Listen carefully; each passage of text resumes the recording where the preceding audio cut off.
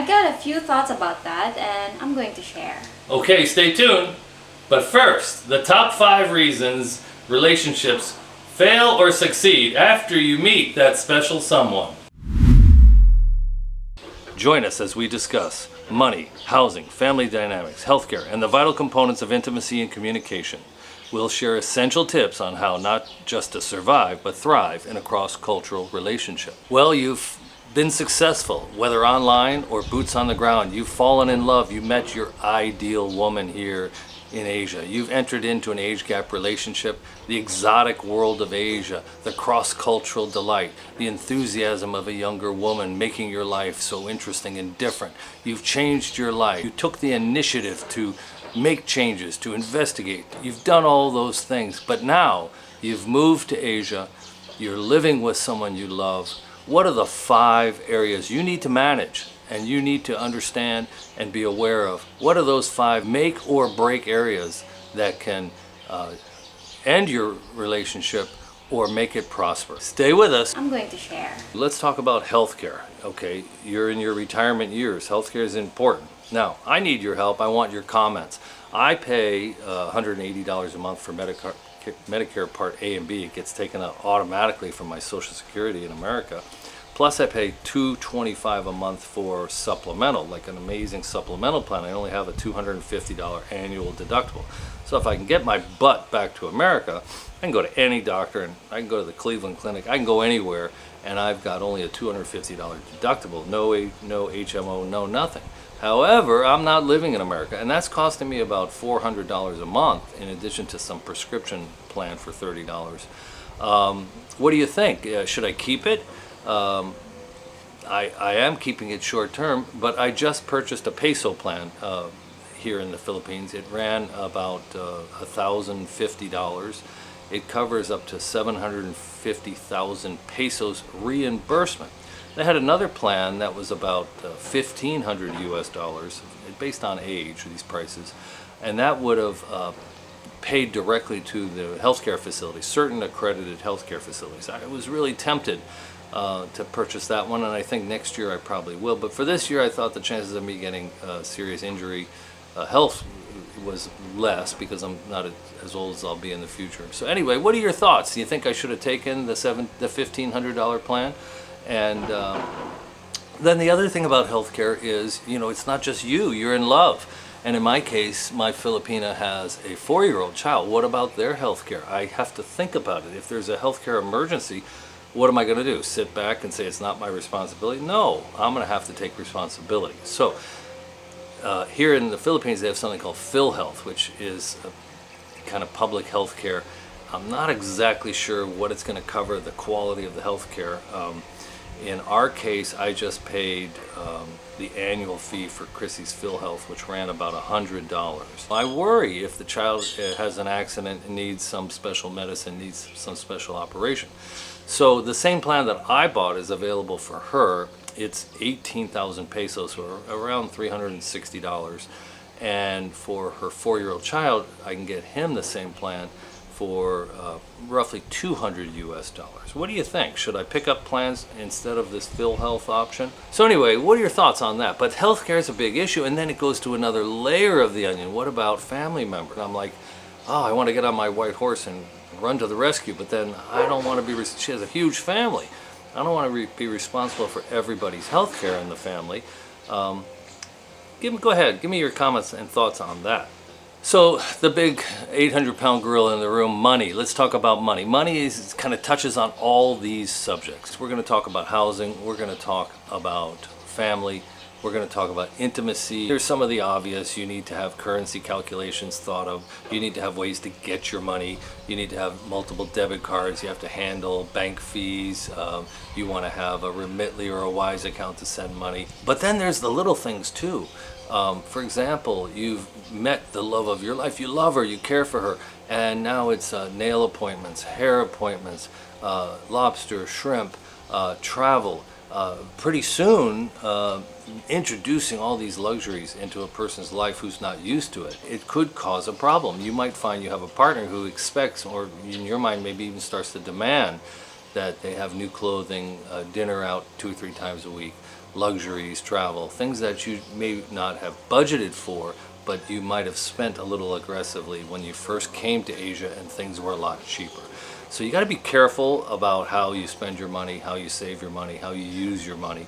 You want to keep that thought in mind because that's a real potential problem area. Another aspect of money in a new relationship is, what about an allowance? Have you created, it sounds like a child, an allowance, but here in Asia, women tend to send half their salaries home to their families. So you might want to have an allowance thought through, and then talk about how that allowance is used, what it's used for, and try and build a firewall between you and some of these emergency expenses that might come up through the family. Okay, so now let's talk about housing. I came to the Philippines. I had met Chrissy online after many years of trying online, and we hit it off right away. I knew I was in love. I knew we wanted to live together here in the Philippines, and we did Airbnb for the first few weeks, and then I found a rental, and I took a 90-day rental. I read some advice: be careful, don't get into any long-term contracts, and I took a 90-day in a townhouse community. And we liked the inside of the house, but the townhouse community, people were living too close to each other. The noise was just insane. It was businesses next door, the dogs going really 20 hours a day, and motorcycles. You couldn't hear yourself think. As a Westerner, I couldn't handle it. And we paid an extra $10,000 a month to move into this house, and we love the house, and it's guard gated. We get a breeze, and we're on this patio. But then one neighbor has 9 dogs. There it goes. Where are you going to live is a big issue. Do you want to be in the mountains? Do you want to be near the Costco of the Philippines, for example, in SNR? Do you want to be near major shopping? Do you want to be near a major hospital? So for me, I kind of want to be within 1 hour of a major airport. I want to be within 1 hour of a major hospital. And I want to be within 1 hour of a beach. But I want to be at elevation. Before I came to Asia, I never thought that you could find weather that was cool and breezy. Right now, I'm at 750 feet of elevation, and there's like a breeze. It's very comfortable. So where can you live where you're going to be happy? If you're a beach bum, that's great. But after a year or two, being in your late 60s, having the sun and the salt air on you, you might find that you're just going to, take a beating, and you're going to age very rapidly. Do you want to live in the mountains, but you're not really near anything? You need your own transportation. There's no taxis.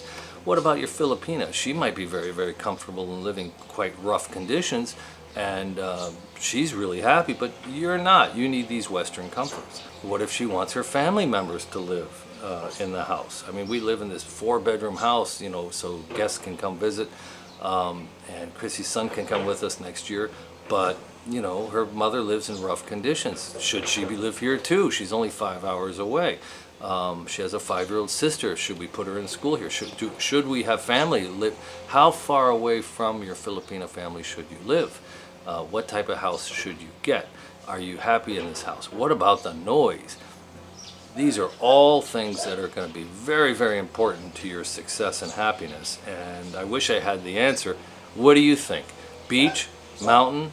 Filipino family nearby? I've met somebody, he said 2 hours is the perfect distance for a Filipino family because they'll go home after dinner. Any more than 2 hours, they'll sleep over. But if it's 2 hours away, they'll jump on a motorcycle and drive home, no matter what time.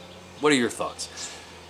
Then, let's talk about family. The family in Asia is really, really integrated in your loved one's life. Quite often, in some of these societies, the women, if they work, will send home half their money. After they pay for rent, utilities, whatever they have left, they're going to divide by 2 and send half home. Once they get married and have children, they don't quite stick to that plan. So, what about the family? What I've said before is if you meet a family that's religious, has good ethics, they're hardworking, there's a strong chance the Filipina that comes from that family, or the Asian woman in Thailand that comes from that family, is going to be a really good woman with the same characteristics. But what about the influence of family? Will they be spending 2 hours a day on Messenger talking to each other? Will they be Facebooking each other hours and hours a day? Does your woman have a child living with relatives? Is the child going to live with you? Are you going to be a good stepfather? Are you prepared to be a stepfather? Maybe, having these children in the house is going to be more of a burden than you're up for. Maybe it's more of a cost than you're up for. But should family members visit? How often should they visit? And what about loans? They want a truck, they want to open a restaurant. You go visit them and they're working hard, but they don't have money for health care, they don't have money for the housing that they could use. And they seem to be so hardworking, so you figure maybe, a hand to start a water filtration business, to start a taxi business, to start a trucking business, to start some business might be a good thing to do. But then you read online that everybody's gotten bitten. Everybody who gave money, it didn't work out. No good deed goes unpunished. So should you do these things? Should you think about doing these things? How do you manage it when these requests come? Chrissy has shared with me that people that she barely knows have contacted her for money and unfriended her. We've talked about money, family, healthcare. We're going to talk about romance, intimacy, and navigating cultural differences.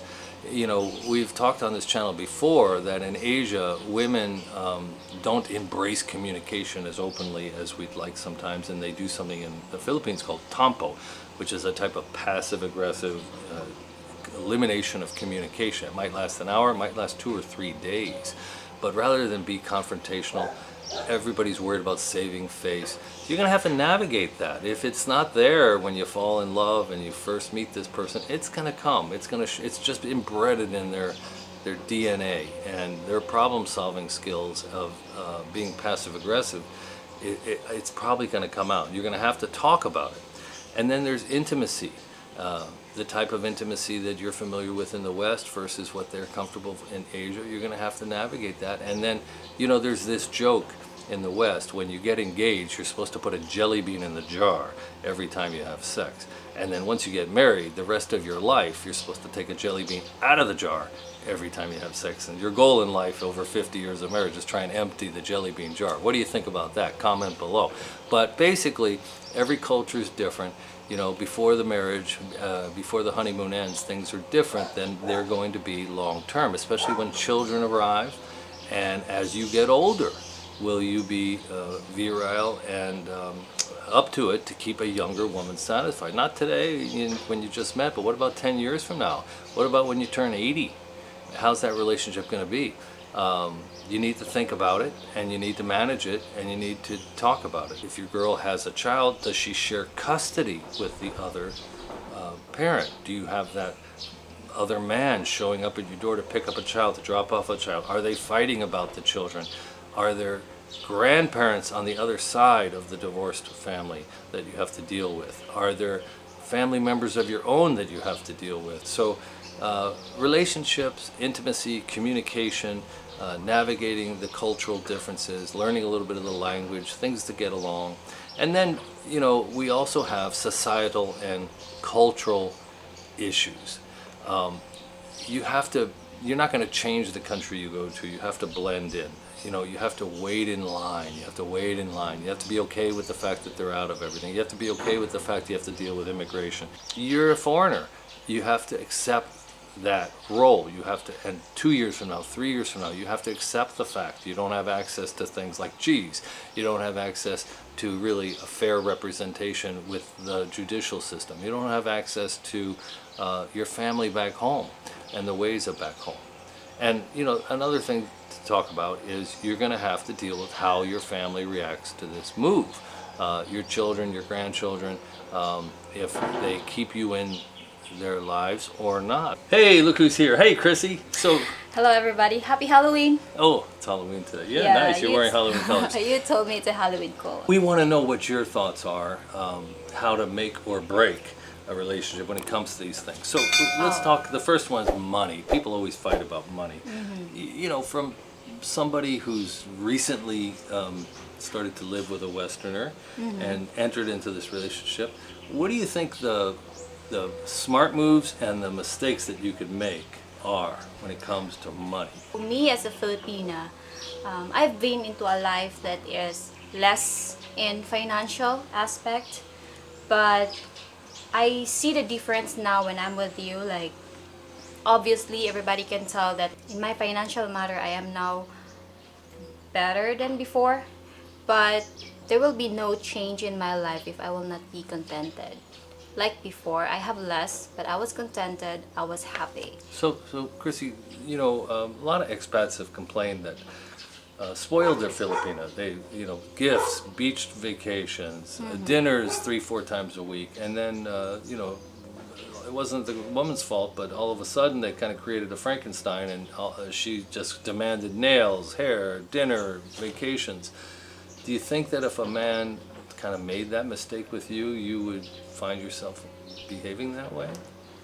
It depends on the person. There will be a person that they know how to handle and manage themselves. There are people that are like carried away of the sudden things that happen in their life, and then they were like living in a dream, and they can't wake up. So there are people that are like that. For my case, we need to put our focus always on the reality, and by that you will know that this thing shouldn't be abused. Like for example, if you're going to bring me into a fancy vacation, I would be grateful, but I will not expect that all the time it will be a fancy.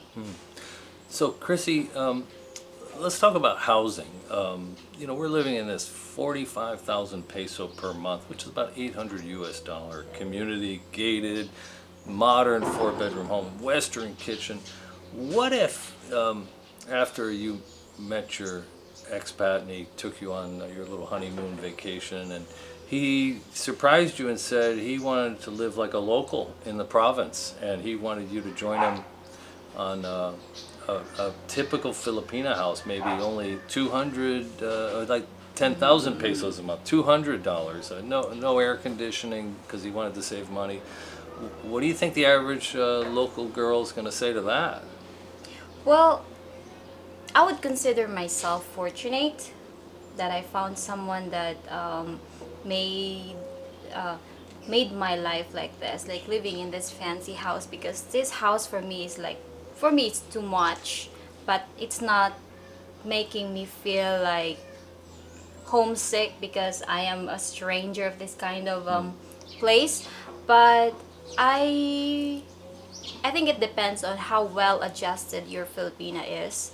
Like if you will give her like a house that is not fancy and not, You mean house to live in? yeah, house to live in, like if you will bring a Filipina to a house that is not as fancy as what she wished, but not poor, if she is well adjusted, she will be contented in it.